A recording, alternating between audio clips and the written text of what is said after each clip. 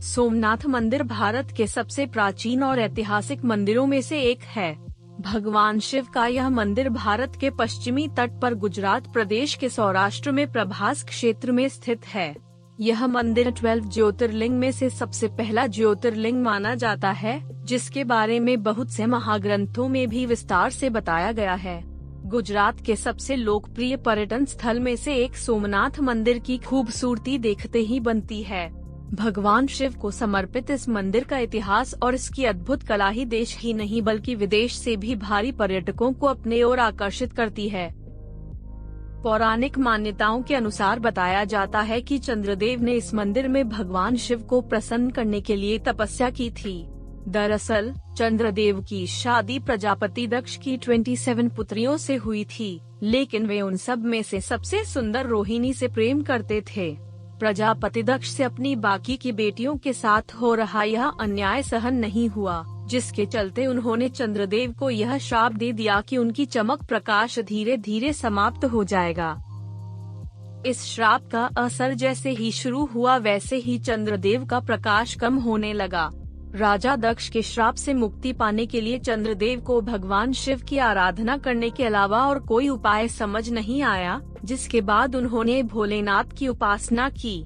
भगवान शिव उनकी आराधना से प्रसन्न हुए और उन्हें दक्ष के श्राप से मुक्त कर दिया। उसके बाद सोमचंद्रदेव ने उस स्थान पर भगवान शिव के इस मंदिर का निर्माण करवाया और ऐसे इस मंदिर का नाम सोमनाथ पड़ा। वेद पुराणों में साफ तौर से इस बात का उल्लेख किया गया है कि सोमनाथ मंदिर का निर्माण स्वयं चंद्रदेव ने किया है। इतिहास की बात की जाए तो ऐसा बताया जाता है कि अल-बरूनी नामक एक अरब यात्री ने अपने यात्रा के वृतांत के समय इस मंदिर का बखान किया था, जिसे सुनने मात्र से ही अफगानिस्तान का शासक महमूद गजनवी इतना अधिक प्रभावित हो गया कि उसने अपने 5000 सैनिकों के साथ मिलकर से 1024 में सोमनाथ मंदिर पर हमला कर दिया। महमूद गजनवी ने न सिर्फ मंदिर को पूरे तरीके से नष्ट कर दिया बल्कि मंदिर की सारी संपत्ति भी लूट कर ले गए। ऐसा माना जाता है कि उस समय मंदिर में हजारों की संख्या में लोग पूजा अर्चना कर रहे थे और गजनवी ने एक एक कर सभी का कत्ल करवा दिया और सारी संपत्ति लूटकर वहां से भाग गया। मंदिर के नष्ट होने के बाद गुजरात के शासक राजा भीम और मालवा के राजा भोज ने मिलकर इस मंदिर का पुनर्निर्माण कराया।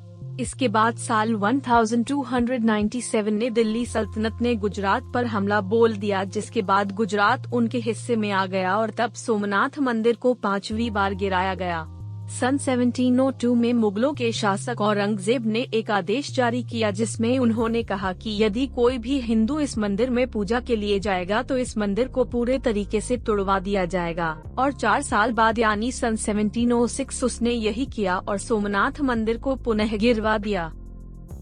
आज जिस सोमनाथ मंदिर में हम भगवान शिव के दर्शन को जाते हैं, उसका निर्माण भारत के पूर्व गृह मंत्री सरदार वल्लभ भाई पटेल ने कराया था, जिसके चलते मंदिर के एक हिस्से में उनकी एक प्रतिमा भी स्थापित की गई है। इसके बाद भारत के पूर्व राष्ट्रपति ने सन 1995 में इस सोमनाथ मंदिर को देश के नाम समर्पित कर दिया था। भारत के सबसे लोकप्रिय शिव मंदिर होने के कारण इस मंदिर की एक नहीं बहुत सारी विशेषताएं हैं और यही वजह है कि देश विदेश से भी लोग इस मंदिर को देखने के लिए आते हैं।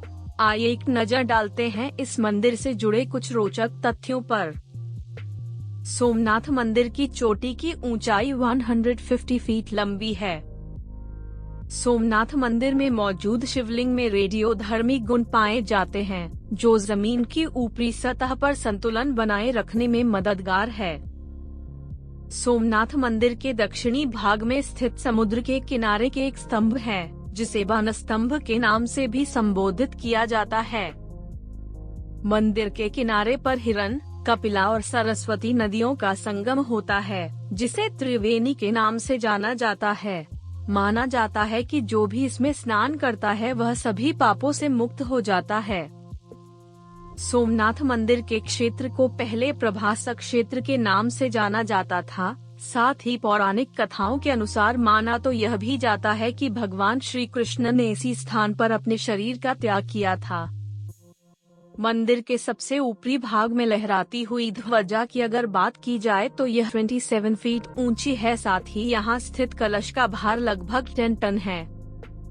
सोमनाथ मंदिर अपनी वास्तुकला के कारण भी बहुत प्रसिद्ध है, जिसके चलते लाखों की संख्या में पर्यटक यहां आते हैं। इसके साथ शाम को 7:30 बजे से लेकर रात 8:30 बजे यहां एक विशेष लाइट एंड साउंड शो चलता है, जिसमें इस मंदिर के इतिहास के बारे में बताया जाता है। श्रद्धालुओं के लिए सोमनाथ मंदिर के पट सुबह 6 बजे से लेकर रात के 9 बजे तक खुले रहते हैं। इस मंदिर की आरती की भी बहुत लोकप्रियता बताई जाती है। आपको बता दे, सोमनाथ मंदिर में 3 बार आरती की जाती है। सोमनाथ मंदिर एक बहुत बड़ा पर्यटन स्थल है। हालांकि एक तथ्य यह भी है कि यहाँ कोई रेलवे स्टेशन या एयरपोर्ट नहीं है, जिसके कारण आसपास के शहरों के रेलवे स्टेशन या हवाई अड्डों पर पहुंचकर निजी वाहन या अन्य ट्रांसपोर्ट के माध्यमों से ही यहाँ सोमनाथ मंदिर पहुंचा जा सकता है। यहाँ हम आपको रेल, सड़क और हवाई जहाज तीनों माध्यमों से यहाँ पहुँचने का रास्ता बताने जा रहे हैं। सोमनाथ मंदिर तक सीधे पहुँचने का बस एक सबसे अच्छा साधन हो सकती है। बस में आपको एसी, नॉन एसी और लग्जरी एसी बसों जैसे बहुत सारे विकल्प मिल जाएंगे। इसके साथ ही गुजरात के मुख्य शहर जैसे अहमदाबाद, राजकोट, गांधीनगर और पोरबंदर से बस के द्वारा सोमनाथ पहुंचा जा सकता है। वैसे तो गुजरात में बहुत सारे रेलवे स्टेशन हैं, लेकिन जो रेलवे स्टेशन सोमनाथ के सबसे नजदीक है वो वेरावल स्टेशन है। वेरावल का यह रेलवे स्टेशन सोमनाथ मंदिर से मात्र 5 किमी दूर है। यह रेल मार्ग मुंबई, अहमदाबाद जैसी कई शहरों से जुड़े हुए हैं। वेरावल स्टेशन पर पहुंचकर ऑटो व अन्य बहुत से निजी वाहनों के माध्यम से सोमनाथ जाया जा सकता है। हवाई जहाज के जरिए यदि आप सोमनाथ पहुंचना चाहते हैं तो उसके लिए दीव एयरपोर्ट आपको सोमनाथ मंदिर से सबसे नजदीक पड़ेगा। दीव हवाई अड्डे से आपको बस के माध्यम से सोमनाथ की ओर रवाना होना होगा। वहीं अगर हम अन्य एयरपोर्ट से सोमनाथ मंदिर के दूरी की बात करें तो वह इस प्रकार है।